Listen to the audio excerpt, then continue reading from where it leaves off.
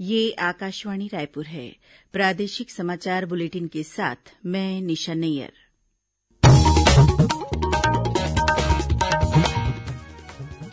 अब पेश है आज के मुख्य समाचार। प्रधानमंत्री नरेंद्र मोदी ने केवड़िया के स्टैच्यू ऑफ यूनिटी को देश के विभिन्न भागों से जोड़ने वाली 8 रेलगाड़ियों को झंडी दिखाकर रवाना किया। प्रदेश में सार्वजनिक वितरण प्रणाली के तहत फरवरी माह के खाद्यान्न का वितरण और आवंटन इसी माह जनवरी में किया जाएगा। प्रदेश के पुलिस महानिदेशक ने नागरिकों और पुलिसकर्मियों से मुलाकात के लिए स्मार्ट अपॉइंटमेंट मैनेजमेंट सिस्टम प्रारंभ किया है। और भाजपा ने कहा है कि किसानों के मुद्दों को लेकर 22 जनवरी को छत्तीसगढ़ में राज्य सरकार के खिलाफ जेल भरो आंदोलन किया जाएगा।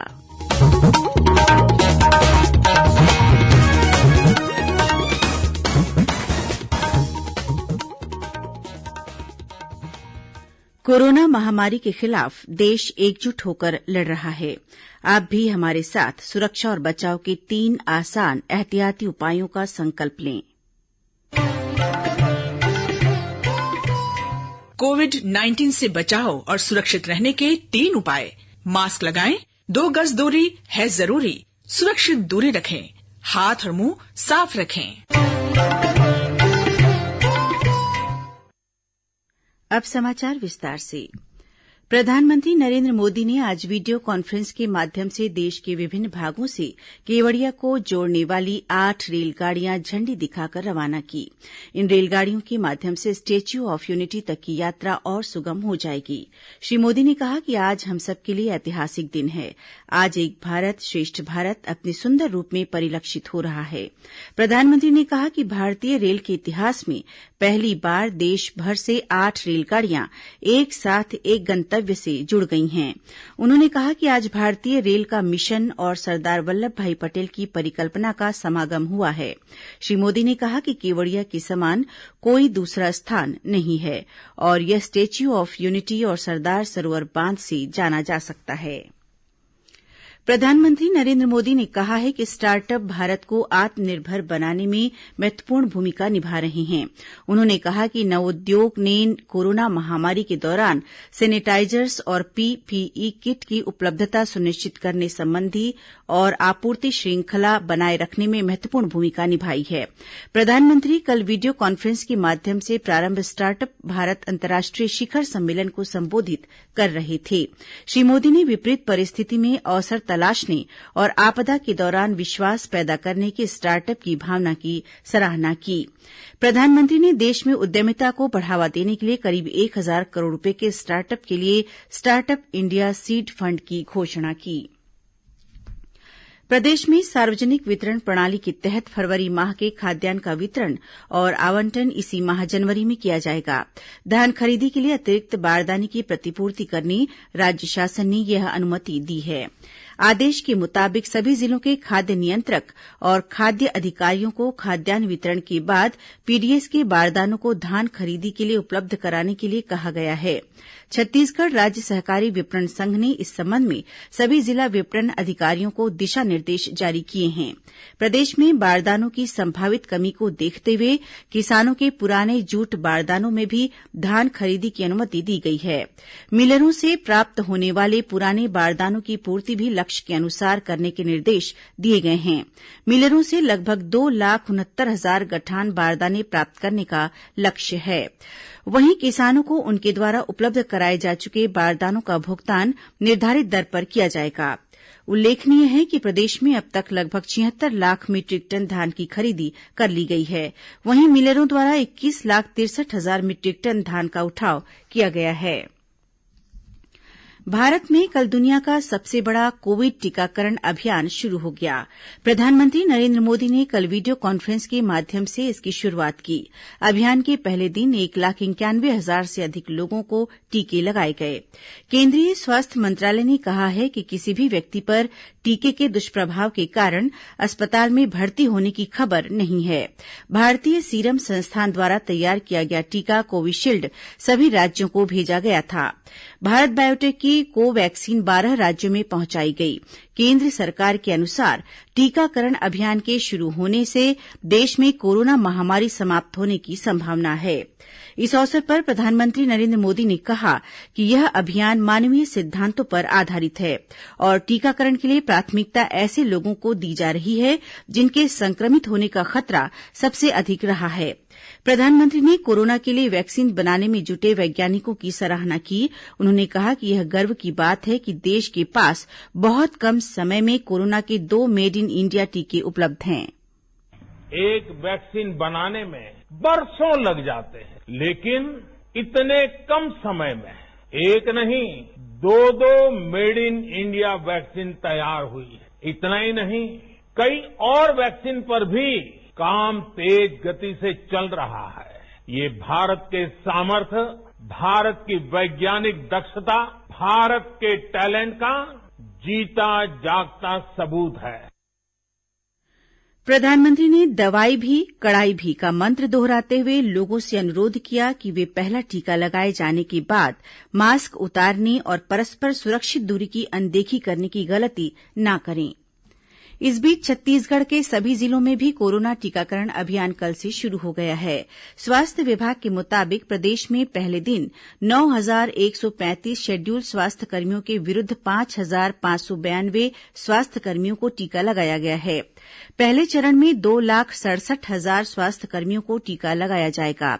टीका लगाने के लिए 97 केन्द्र बनाए गए हैं। छत्तीसगढ़ को केन्द्र सरकार ने पहली खेप में भारतीय सीरम संस्थान द्वारा निर्मित कोविशील्ड के 3,23,000 टीके उपलब्ध कराए हैं। ये टीके आईसीएमआर द्वारा प्रमाणित हैं। इसकी जानकारी कोविन पोर्टल में दर्ज की गई है। टीकाकरण के बाद किसी भी तरह की प्रतिकूल घटना या आपात स्थिति के प्रबंधन के लिए राज्य स्तर से लेकर टीकाकरण स्थलों तक एईएफआई प्रबंधन प्रणाली विकसित की गई है। विशेषज्ञों के अनुसार वैक्सीन की पहली खुराक के 28 दिनों के भीतर दूसरी खुराक लेना होगा। दूसरी खुराक लेने के 2 सप्ताह के अंदर आमतौर पर एंटीबॉडी का सुरक्षात्मक स्तर इम्यूनिटी विकसित होती है। वहीं राजनांदगांव जिले में कोरोना टीकाकरण के प्रति लोगों में जागरूकता के लिए हस्ताक्षर अभियान चलाया गया। इस दौरान शोभा यात्रा भी निकाली गई, जिसमें डॉक्टरों के साथ नागरिकों और बच्चों ने भी हिस्सा लिया।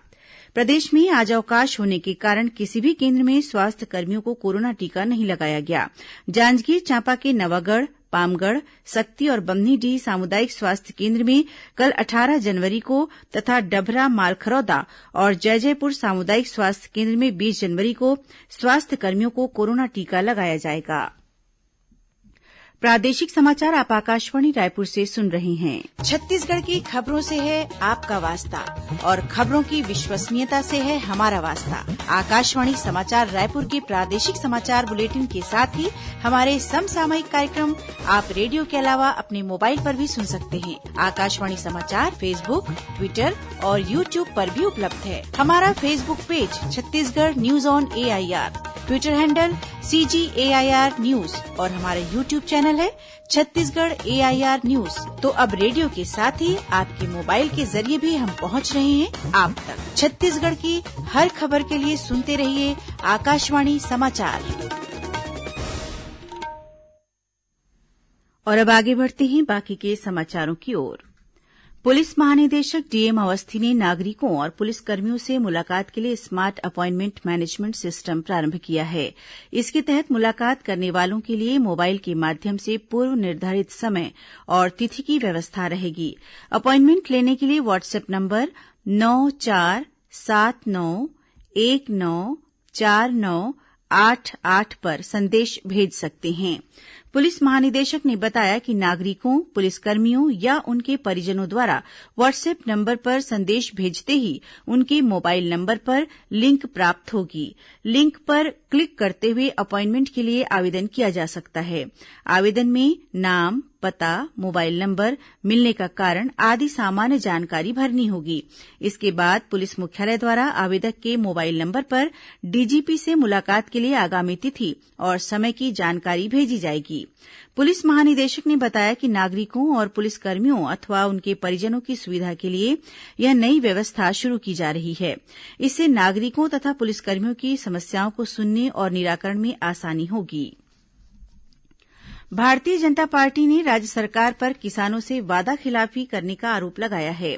पार्टी के राष्ट्रीय उपाध्यक्ष और पूर्व मुख्यमंत्री डॉक्टर रमन सिंह ने रायपुर में पत्रकारों से बातचीत में बताया कि प्रदेश भाजपा द्वारा किसानों के मुद्दों को लेकर राज्य सरकार के खिलाफ 22 जनवरी को जेल भरो आंदोलन किया जाएगा। इस आंदोलन में पार्टी की प्रदेश प्रभारी डी पुरंदेश्वरी और सह प्रभारी नितिन नवीन भी शामिल होंगे। वहीं राज्यसभा सांसद रामविचार नेताम और विधायक नारायण चंदेल ने बलरामपुर में आयोजित पत्रकार वार्ता में राज्य सरकार पर किसानों से वादाखिलाफी करने का आरोप लगाते हुए कहा कि प्रदेश में समर्थन मूल्य पर धान खरीदी में अव्यवस्था है, जिससे किसान परेशान हैं। उन्होंने केंद्र सरकार द्वारा दिए गए 9,000 करोड़ रुपये का हिसाब भी राज्य सरकार से मांगा है। इधर भाजपा किसान मोर्चा के प्रदेश अध्यक्ष श्याम बिहारी जायसवाल ने धान खरीदी व्यवस्था में अनियमितता का आरोप लगाते हुए जिम्मेदार अधिकारियों और कर्मचारियों के खिलाफ कार्रवाई किए जाने की मांग की है।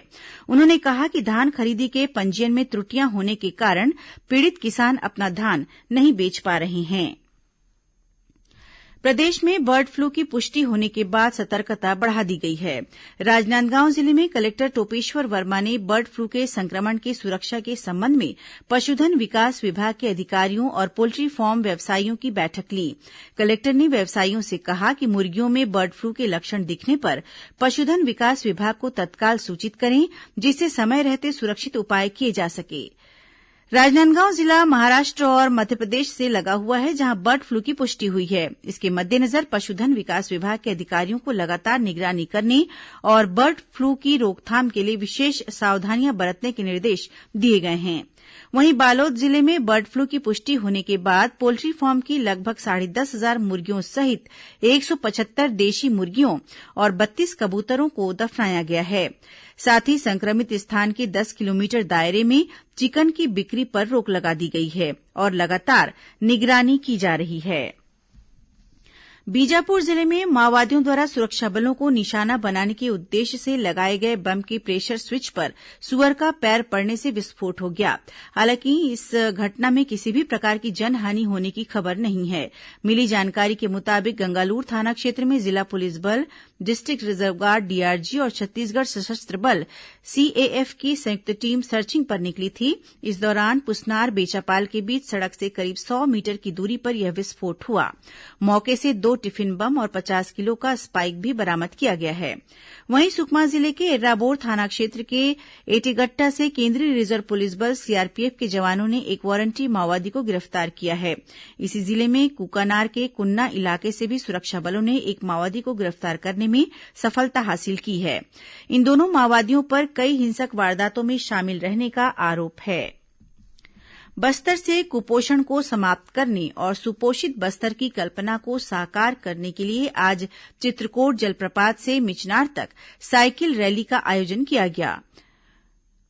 दू पैडिल सुपोषण बर कार्यक्रम के तहत आयोजित इस रैली को सांसद दीपक बैज ने झंडी दिखाकर रवाना किया। श्री बैज के साथ क्षेत्रीय विधायक राजमन बेंजाम भी शामिल हुए। इस जन जागरूकता रैली में बच्चों और बुजुर्गों सहित बड़ी संख्या में लोगों ने भी हिस्सा लिया।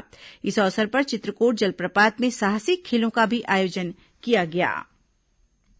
केंद्रीय खेल और युवा कल्याण मंत्रालय द्वारा आयोजित राष्ट्रीय युवा संसद में भिलाई के मेहुल शर्मा ने छत्तीसगढ़ का प्रतिनिधित्व किया। नई दिल्ली स्थित संसद भवन के केंद्रीय कक्ष में आयोजित इस कार्यक्रम में वोकल फॉर लोकल भारत को महाशक्ति बनाने के लिए क्रांतिकारी मार्ग विषय पर अपनी बात रखी। प्रधानमंत्री नरेंद्र मोदी ने ट्वीट कर मेहुल शर्मा के वक्तव्य की सराहना की है। अब कुछ अन्य खबरें संक्षिप्त में। मुख्यमंत्री भूपेश बघेल और पूर्व मुख्यमंत्री डॉक्टर रमन सिंह ने आज रायपुर में आयोजित शोक सभा में पूर्व केंद्रीय मंत्री स्वर्गीय विद्याचरण शुक्ल की पत्नी स्वर्गीय सरला देवी शुक्ल के छायाचित्र पर पुष्प अर्पित कर उन्हें श्रद्धांजलि दी। किसान अधिकार दिवस के अवसर पर रायपुर में आयोजित आंदोलन में राजनांदगांव के कांग्रेस कार्यकर्ता भी शामिल हुए। कोंडागांव जिले में खाद्य और औषधि प्रशासन द्वारा खाद्य कारोबारियों को जारी किए जाने वाले लाइसेंस की पूरी प्रक्रिया अब ऑनलाइन होगी। कबीरधाम जिले के 8 कराते खिलाड़ियों ने ब्लैक बेल्ट और 40 बच्चों ने कलर बेल्ट प्राप्त किए हैं। पुलिस अधीक्षक शलभ कुमार सिन्हा ने बताया कि सामुदायिक पुलिसिंग के तहत गंगानगर के शासकीय स्कूल में 50 बच्चों को निःशुल्क कराते का प्रशिक्षण दिया जा रहा है। आबकारी विभाग की टीम ने बिलासपुर जिले में शराब के अवैध कारोबार के 3 अलग अलग मामलों में 4 आरोपियों को गिरफ्तार किया है। आरोपियों के पास से 7 पेटी शराब और वाहन जब्त किया गया है। बलरामपुर जिले में राजपुर थाना क्षेत्र के ग्राम नौकी मोड़ स्थित सूने मकान से करीब 2.5 लाख रूपये नगद सहित जेवरात की चोरी के मामले में पुलिस ने अंतर्राज्यीय चोर गिरोह के 2 सदस्यों को गिरफ्तार किया है। कोंडागांव जिले के कोपाबेड़ा के पास मोटरसाइकिल के अनियंत्रित होकर पेड़ से टकराने से एक युवक की मौत हो गई, जबकि एक अन्य व्यक्ति गंभीर रूप से घायल हो गया। रायगढ़ जिले में सारंगढ़ मार्ग पर ग्राम तितला के पास ट्रक की टक्कर से मोटरसाइकिल सवार एक व्यक्ति घायल हो गया। शिवसेना द्वारा कल 18 से 20 जनवरी के बीच बेरोजगार किसान मोर्चा का आयोजन किया जाएगा। इसके तहत पार्टी के कार्यकर्ता देवरी से रवाना होंगे और राजनांदगांव, दुर्ग, भिलाई होते हुए रायपुर पहुंचकर प्रदर्शन करेंगे। बिलासपुर रेंज के आईजी रतनलाल डांगी के निर्देश के बाद विभिन्न जिलों में नौकरी लगाने के नाम पर बेरोजगारों से ठगी करने वालों के खिलाफ 4 मामले दर्ज किए गए हैं और जांजगीर चांपा जिले के अकलतरा रेलवे स्टेशन पर एक अज्ञात व्यक्ति का शव बरामद किया गया है, जिसकी शिनाख्त की जा रही है। अंत में मुख्य समाचार एक बार फिर। प्रधानमंत्री नरेंद्र मोदी ने केवड़िया के स्टैच्यू ऑफ यूनिटी को देश के विभिन्न भागों से जोड़ने वाली 8 रेलगाड़ियों को झंडी दिखाकर रवाना किया। प्रदेश में सार्वजनिक वितरण प्रणाली के तहत फरवरी माह के खाद्यान्न का वितरण और आवंटन इसी माह जनवरी में किया जाएगा। प्रदेश के पुलिस महानिदेशक ने नागरिकों और पुलिसकर्मियों से मुलाकात के लिए स्मार्ट अपॉइंटमेंट मैनेजमेंट सिस्टम प्रारंभ किया है। और भाजपा ने कहा है कि किसानों के मुद्दों को लेकर 22 जनवरी को छत्तीसगढ़ में राज्य सरकार के खिलाफ जेल भरो आंदोलन किया जाएगा। इसी के साथ प्रादेशिक समाचार बुलेटिन समाप्त हुआ। नमस्कार।